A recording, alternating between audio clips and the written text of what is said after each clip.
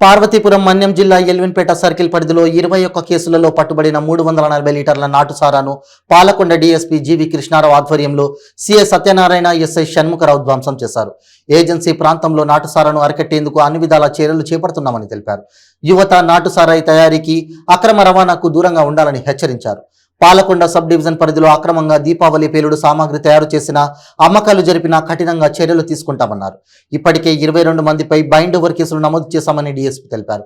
Agency ప్రాంతంలో ప్రజలకు police వ్యవస్థ అందుబాటులో ఉంటుందని, ఏ సహాయం కావాలన్నా పోలీసుల సహకారం చేయడానికి అందుబాటులో ఉంటారని తెలిపారు.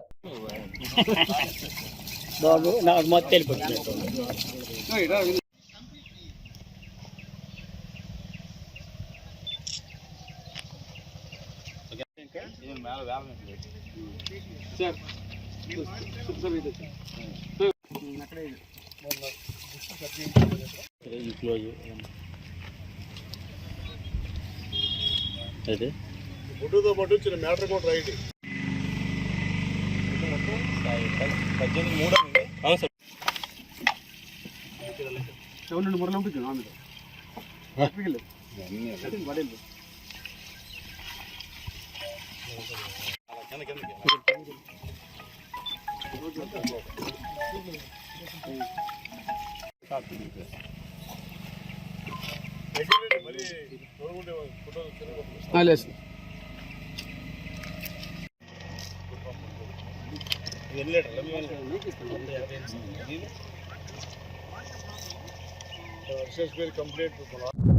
ఈరోజు ఎల్విన్పేట సర్కిల్ గుమ్మలక్ష్మీపురంలో మొత్తం 21 కేసుల్లో 345 లీటర్ల ఐడిఆర్ఎక్ని ధ్వంసం చేయడం జరిగింది.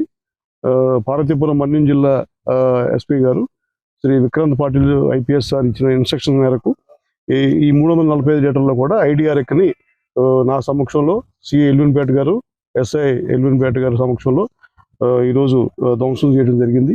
అదేవిధంగా 7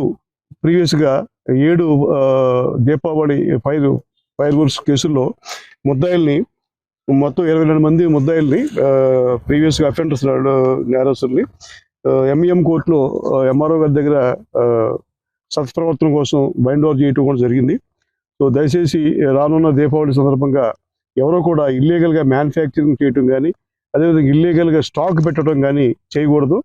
ఎక్కడ ఎవరు చేసినా కూడా మేము ఇన్ఫర్మేషన్ పెట్టాం, మాకు ఇన్ఫర్మేషన్ ఇమ్మీడియట్గా వచ్చేస్తుంది, వాళ్ళందరినీ కూడా అరెస్ట్ చేసేస్తాం.